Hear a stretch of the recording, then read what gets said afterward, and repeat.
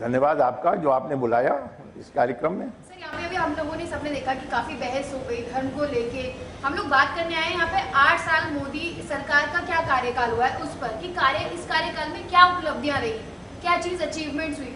तो धर्म पे ना जाके मैं इस पर ही मैं आपसे सवाल पूछना चाहूंगी, क्या लगता है आपको क्या सबसे अच्छी अचीवमेंट्स हुई है जिसको हम गिनवा भी सकते हैं और बता भी सकते हैं उन लोगों को भी जो इसे धर्म के एंगल से देखते हैं और उन लोगों को भी जो इसे धर्म के एंगल से नहीं देखते। नहीं, धर्म को क्या मानती, धारित इत धर्म, जो धारण करने योग्य है वही धर्म है। समझे, जो देश के लिए अपरिहार्य है, उपयोगी है, वही धर्म है। धर्म कोई अलग चीज थोड़ी, इसको धर्म नाम से लोग समझने लगते, बड़ा सांप्रदायिक हो ये चीजें।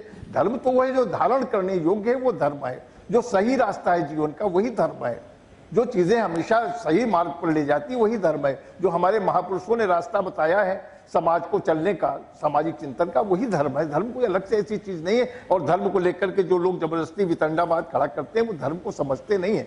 धर्म के नाम पर केवल पाखंड और धर्म के नाम पर सांप्रदायिकता की बात करते हैं। जहां तक सवाल 8 वर्ष बेमिसाल के आपने कहे, 8 वर्ष की सूची में तो मैं बताऊंगा तो आज इस सेशन में अकेले मैं ही बोलूंगा, बाकी वक्ता रह जाएंगे। तो इतना काम हुआ है जिसके लिए हम बेमिसाल कह रहे हैं। मैंने आपसे कहा, चाहे शिक्षा के क्षेत्र में, स्वास्थ्य के क्षेत्र में, इतने बड़े पैमाने पर मेडिकल कॉलेज देश में बनाए गए। और आज मोदी जी का जो लक्ष्य है कि हर जिले में एक मेडिकल कॉलेज हो, जो हमारे देश की 140 करोड़ आबादी के लिए हमारे पास चिकित्सक नहीं थे, 1 लाख आबादी पर एक चिकित्सक नहीं था।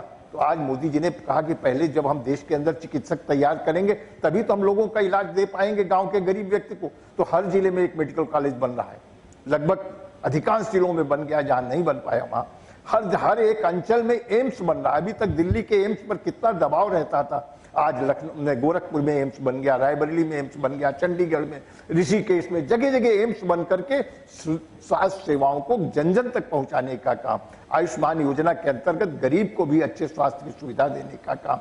जिस तरीके से कोरोना जैसी महामारी में वैश्विक शक्तियां घुटने टेक गई, लेकिन मोदी जी ने देश के 80 करोड़ लोगों को 2 वर्ष तक निःशुल्क राशन देने की जो काम किया, जो आज भी चल रहा है, निःशुल्क राशन। और इतना राशन कि पूरा परिवार महीने भर खा नहीं सकता, इतना राशन पूरे लगातार इन 2 वर्षों से देने का काम किया।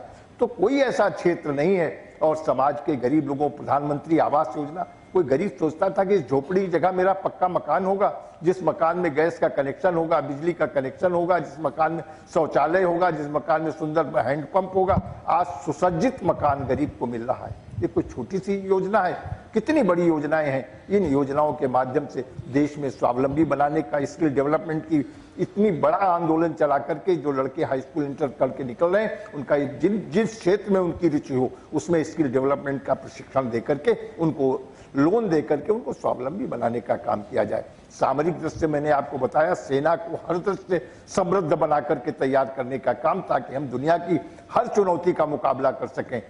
आप देखें, वैश्विक दृष्टि आज हमारी सेना दुनिया में एक मजबूत सामरिक शक्ति के रूप में उभरी है। आर्थिक दृष्टि से भी देश ने हर क्षेत्र में आगे बढ़कर के काम किया है। जिस जीएसटी का तमाम विरोधी दल विरोध करते थे, आज जीएसटी का भी कलेक्शन किस तेजी के साथ बढ़ा है। बहुत ही ब्रीफली आपने बताया, बहुत अच्छे से आपने जवाब दिया। जितने भी मैंने सवाल किया, आपने जो भी मैंने पूछा आपसे, आपने बहुत ही ब्रीफली बताया। 8 वर्षों का कार्यकाल, बहुत बड़ा हमारा ये देश है, बहुत बड़ी जनसंख्या है, सबको खुश करना नामुमकिन जैसा ही है। लेकिन उन लोगों के लिए एक लास्ट में आप क्या कहना चाहेंगे जो अभी भी खुश नहीं है इस मोदी सरकार के कार्यकाल से? देखिए, जो खुश नहीं है उनका तो कोई इलाज नहीं है। कोई समस्याग्रस्त हो, समस्या का समाधान किया जा सकता, लेकिन जो मन बना के बैठे हर अच्छे काम की, जिन्हें आलोचना करनी है, जो केवल मोदी के नाम के ही आलोचक हैं, जिनको किसी भी प्रकार से हर अच्छे काम की, जो भी अच्छी कोई योजना आती उसकी आलोचना करते, देश को जब समृद्धि की बात होती, देश को सामरिक दृष्टि से मजबूत करने की बात होती, तब उसकी आलोचना करेंगे। जब देश को किसी भी तरीके से हम चाहते हैं कि आगे बढ़े, तो उनको तो हर चीज में जब आलोचना करनी, ऐसे लोगों को संतुष्ट नहीं किया जा सकता। लेकिन देश के प्रति जो लोग चिंतित हैं, जो देश के प्रति आस्था रखते हैं, जो जिनका विश्वास है कि हमारा देश समृद्ध हो, देश आगे बढ़े, देश की गरीबी मिटे, देश की बेरोजगारी मिटे, देश के गरीब के व्यक्ति के भी चेहरे पर मुस्कान आए, समाज में समृद्धि आए, कोई व्यक्ति भूखा न सोए, ऐसे लोगों के लिए सरकार लगातार काम कर रही है और ऐसे लोगों की चिंता का समाधान भी सरकार करने के लिए तत्पर है कि हम समाज के हर व्यक्ति को कम से कम उसकी जो न्यूनतम आवश्यकताएं वो पूरी हों। ये सरकार की प्राथमिकता है और उसको आप देखें कि हर क्षेत्र में आपको वो पूरी होती भी दिखाई दे रही है।